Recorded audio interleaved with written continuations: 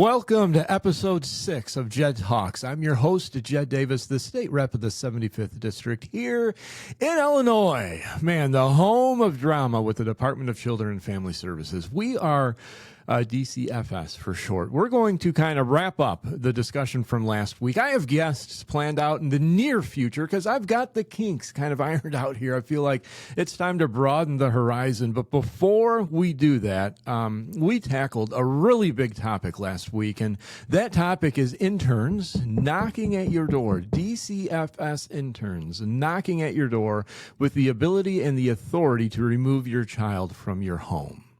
An intern, which means they have zero experience. They have a degree. They graduated from somewhere and they took an exam. Does that make them qualified to go and make the determination whether or not to remove your child? I am saying no. But not only that, I'm saying Illinois law says no. And I'm in a complete standoff with the department.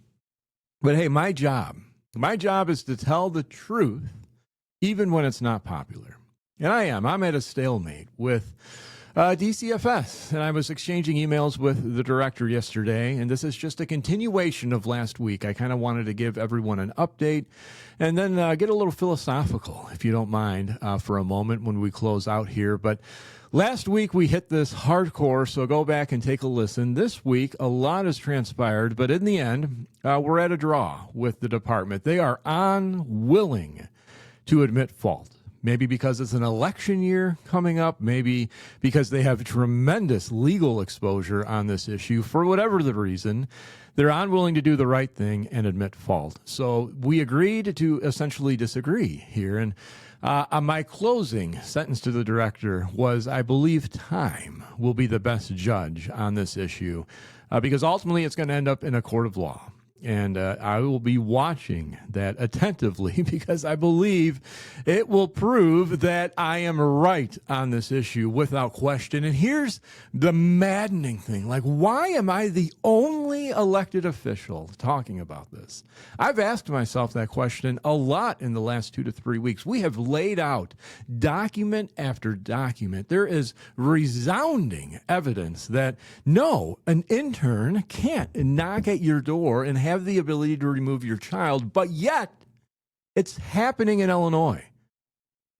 Tell me that's not alarming. Man, if you're an Illinois family, you could find yourself having your kids removed by someone with zero experience to conduct an investigation, and the department has been telling me nothing to see here. That's totally legit. I mean, that is just nonsense in and of itself. And I'm alone. Like, where are the other reps and senators talking about this issue shoulder to shoulder with me? And I believe because it is a little politically risky to jump into this ring. It's in the fray. They'll stay in the safe lane. They're traveling down the road safely and secure in their vehicle, which is to talk about the cost of living. Your electric bill is through the roof. Your property taxes, all of those things resound, right? They resonate with voters. And they're valid issues, and we should have discussions about them. But for heaven's sake, people, we are talking about children.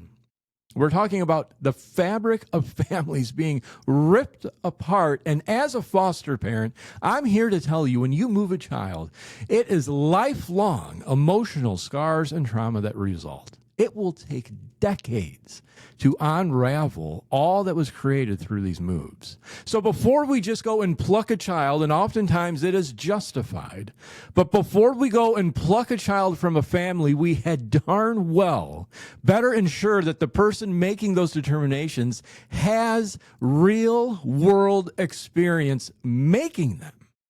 Like I don't even understand why we're on this hamster wheel, but hey, this is politically threatening, risky, not safe, whatever you want to say. So we're going to stick to the issues and not get into the weeds with an agency that carries a massive club. They have a huge budget, right? This is almost a David and Goliath story, but it is well worth the fight.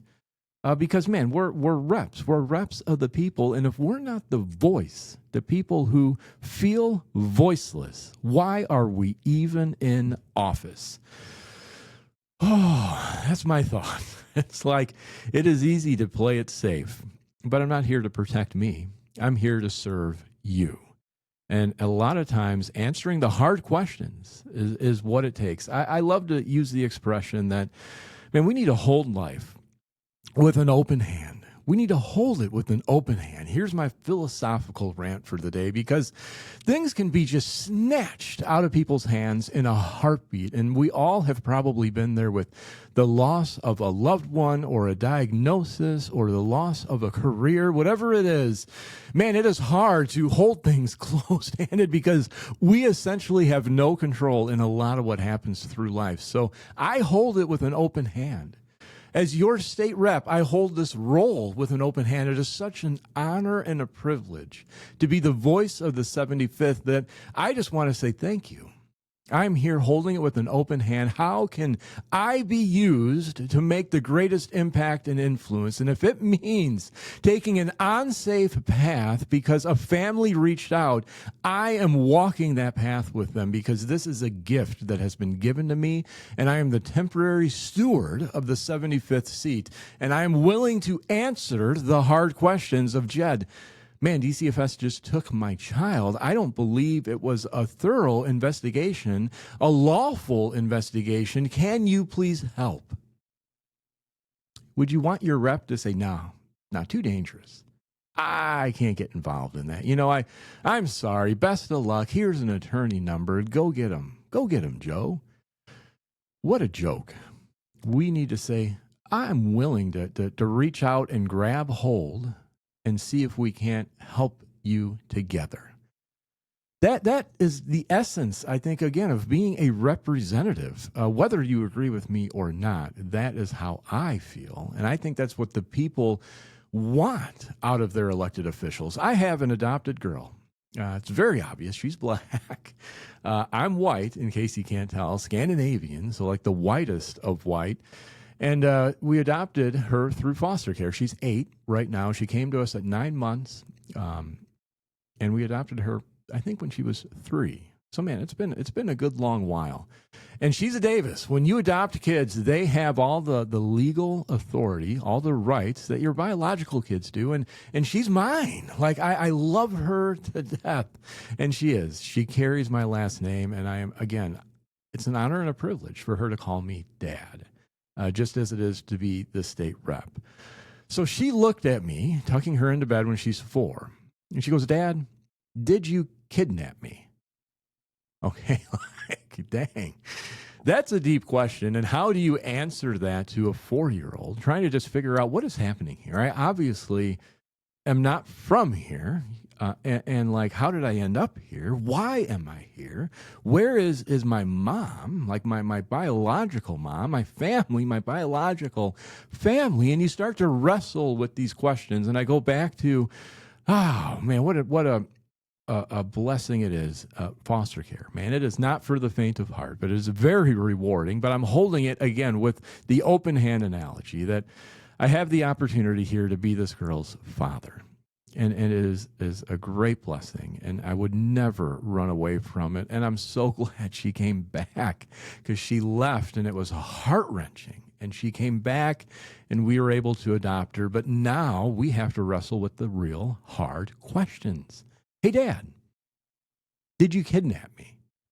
Man, a legit question, and we need to jump in and not try to keep things from her, but provide answers and opportunities to connect the dots through her life. We just this last weekend went to the mall and met her biological mom. We call her tummy mom. And it was an incredible experience. The smile on my daughter's face. It has been 8 years, essentially since her infancy, since they've been together. And I want to connect those dots for her. I want to hold life again with the open hand and provide these answers of, Dad, did you kidnap me? Like, we need to wrestle with these hard questions. And they rode carousels, they painted pottery, we ate lunch together, and it was such a sweet moment. And I'm sure we'll repeat that throughout the years ahead because, again, we want to connect the dots and wrestle, Get dirty, wrestle the hard questions, and have the real conversations with them. Sure, it's one thing to go out and say your cost of living is through the roof. Amen. And we need to address it. Oh, but here's a family saying, man, I feel like an injustice has been done. My child was taken. Who is willing to speak to me? I need help. Talk about heartbreaking. Let's jump in and wrestle that hard question. Because, man, we're the voice of the voiceless. We have conduits that may not be available to them. So if I'm unwilling to get muddy on behalf of a constituent, I shouldn't be in this office. And that is the frustrating thing to me of just kind of life in Springfield, that we want to keep things safe. We want to keep things kosher. And we're unwilling to wrestle the hard questions, and we play more political games than actually provide real life solutions. And that is, again, just the angst within me on this issue. This office, it isn't mine. It belongs to the people. And I love this quote, and we'll kind of close with it. Titles fade. Comfort also fades. But man, courage echoes forever. We need elected officials with courage to get into the fray and be a voice for the voiceless. Because if a department is knocking at people's doors and they're telling me it's okay for those individuals to have zero experience, but yet have the authority to remove children from homes, I'm saying no. That is not the way the law reads. And put the law aside. It's not right. This is not how the department should operate. But instead of having real conversations with me, they just keep doubling down and saying, you're wrong. And like the governor's office said, Jed, you're a liar. Okay, so now we've resorted to essentially playground tactics instead of adult conversations. I'll bring you the updates as this whole saga unfolds throughout the weeks, months, and years ahead. I am providing legislative solutions.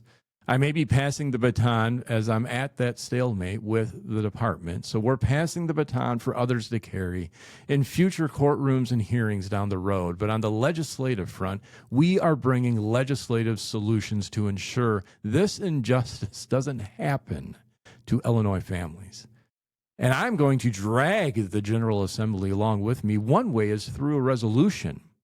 You know, there's no binding teeth in a resolution, but we're going to lay it out there. And we're going to invite every elected official to get on, and we'll know exactly where they sit on an issue of an intern knocking and having the ability, again, with zero experience to remove kids. So that's the conclusion, I guess, of this whole saga. And it just weighs really heavy on my heart. Knowing that this is happening out there, and there's no easy path for these families to get help. And I would encourage reps and senators, tackle the easy issues. And by easy, they're complex and they're hard. But I mean the easy issues that resonate with voters, we need to tackle them because, dang it, it is expensive to live here. And it is wrong what is happening to your electric bill, and it is all related to the flippin' policies coming out of Springfield, and we need to call them out and tackle them head on. But there are going to be conversations over here in the phrase of life that really deserve our engagement because it uncovers deeper systematic issues statewide. And we need to tackle them head on as well, because if we ignore these voices, families suffer, and we're creating lifelong emotional scars and trauma that will take decades to heal. And we forget representative of what? Representative of values? representative of policies, representative of laws. No, those are byproducts. We are representatives of the people. And if we're not accessible and willing to get dirty and wrestle the hard questions, we shouldn't be in office. 630-724-7600 is my cell phone. Reach out to me anytime. Always happy to listen and help in any way that we can. God bless. Please like and subscribe and have a tremendous week. Man, the weather is spot on here in Illinois. So soak it in. These weeks don't happen too often here in the great state of Lincoln. We'll talk to you soon. Thank you.